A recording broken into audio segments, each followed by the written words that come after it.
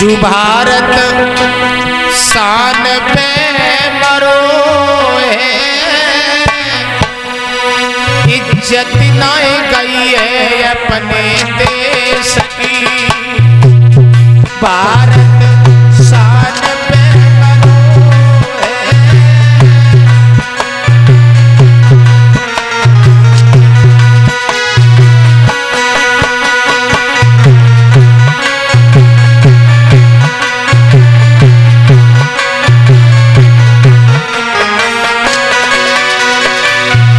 हमारे भारत के वीर जवानों ने,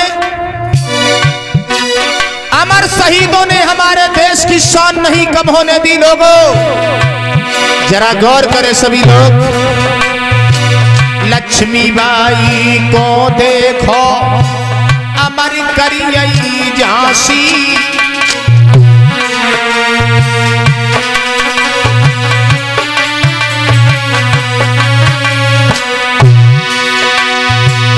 मेरी बहनाओं, लक्ष्मीबाई ने हमारे आपके पीछे अपना बच्चा पीठ से बांध करके अंग्रेजों से तलवार चलाई थी। वाह भाई वाह।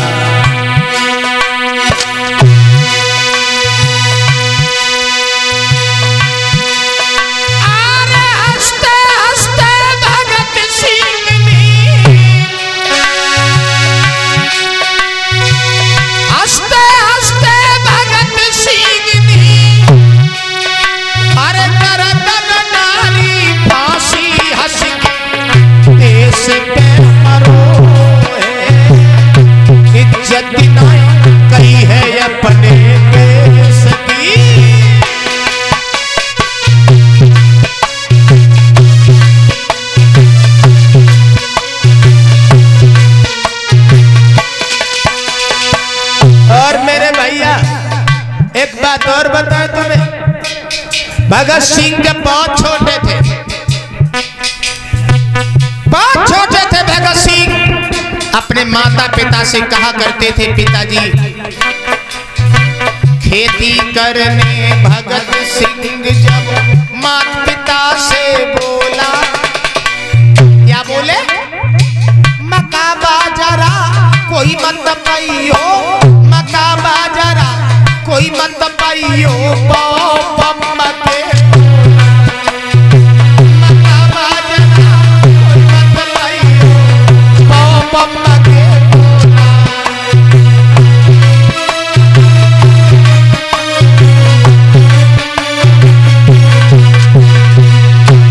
भगत सिंह कहते थे, पिताजी खेती में बम्बा के गोला पाओ, क्योंकि हमें अंग्रेजों से युद्ध करना है, अंग्रेजों से तलवार चलानी है, अपने देश को आजाद बनाना है। आज का बच्चा थोड़ा बड़ा होता है तो फैशन की दौर में चला जाता है प्यारे, लेकिन भगत सिंह, परीक्षित जी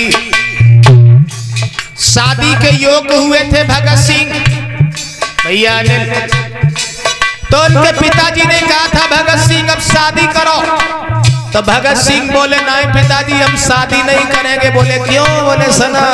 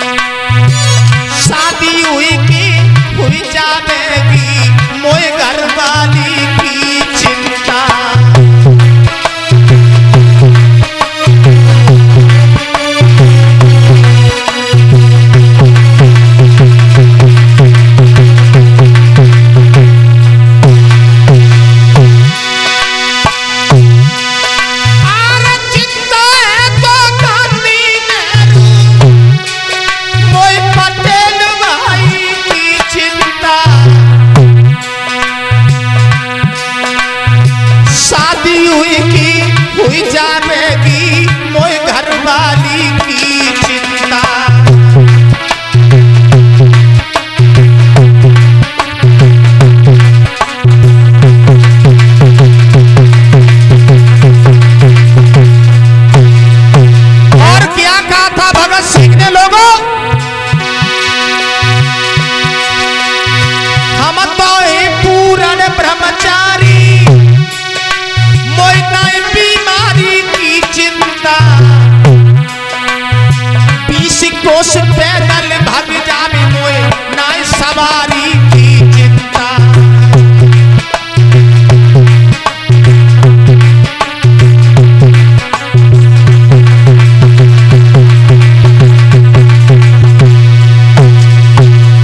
परीक्षित जी, भगत सिंह फांसी का फंदा गर्दन में डाल के सदा के लिए सो गए थे। मेरा मतलब है हंसते हंसते जिया करे तो नौजवानी होती है, अरे दे सके तभी मर जावे बाकी अमर कहानी होती है।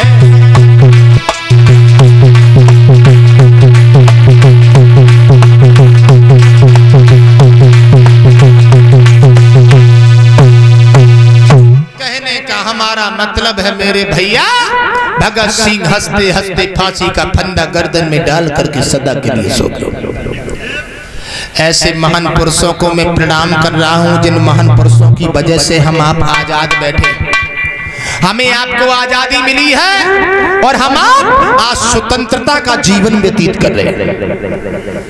भाइयों, ये हमारे महान पुरुषों की देन है, ये हमारे महान पुरुषों की वजह से हमें आपको आजादी मिली है। ऐसे महान पुरुषों को मैं प्रणाम कर रहा हूं। मेरे भाइयों, ये उत्तर प्रदेश नहीं बल्कि उत्तम प्रदेश है।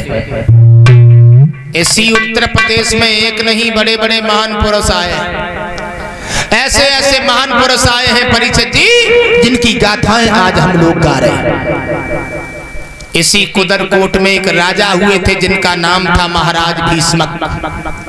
बड़े ही अच्छे राजा थे, प्रजा को पुत्र की तरह से प्यार करते थे, जिनके राज्य में शेर और बकरी एक ही घाट पर पानी पिया करते थे। भाइयों, लेकिन उनके आंगन में 5 लड़का थे महाराज भीष्मक के आंगन में, और 5 लड़कों के बीच में एक सुंदर सी कन्या का अवतार हो गया।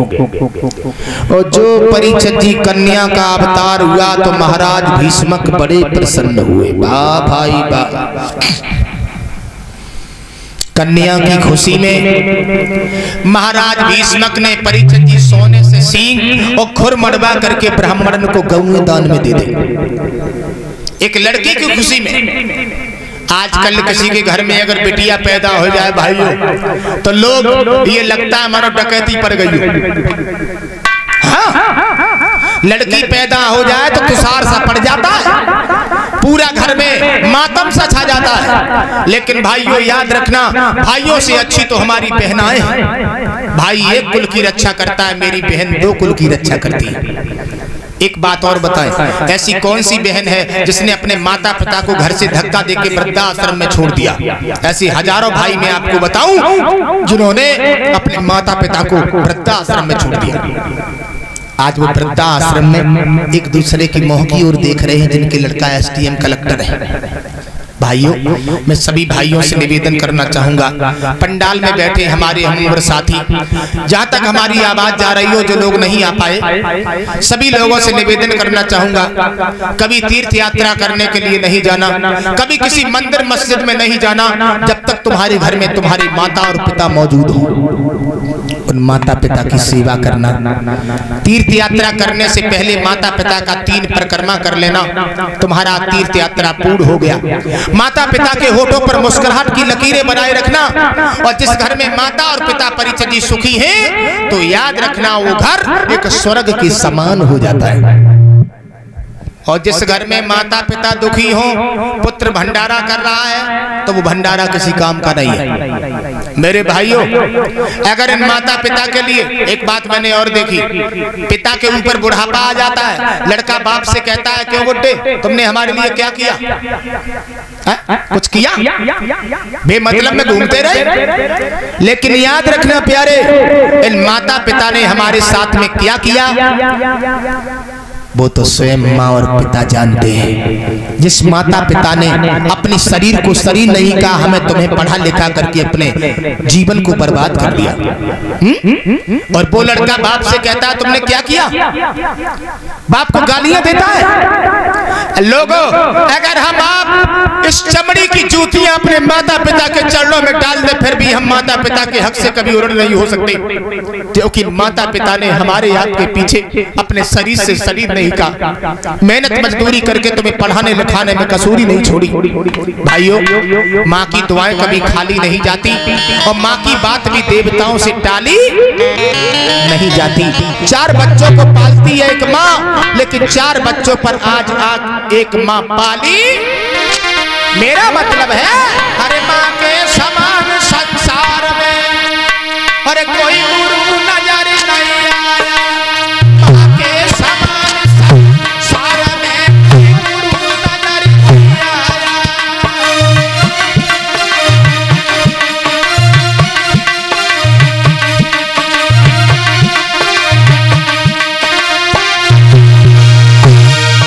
कोई गुरु नजर नहीं आया, कोई गुरु नजर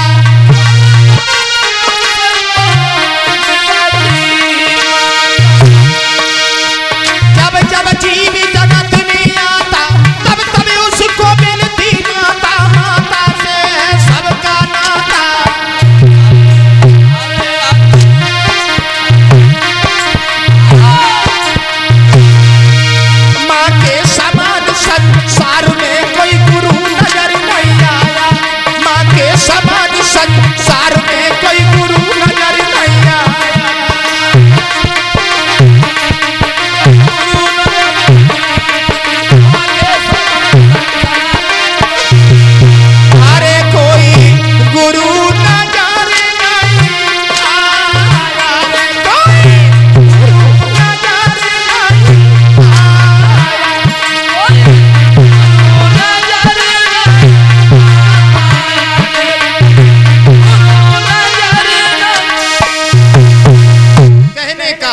मतलब है भक्तों, माँ के समान संसार में कोई गुरु नजर नहीं, माता पिता के समान हमारा आपका कोई गुरु नहीं है लोगों।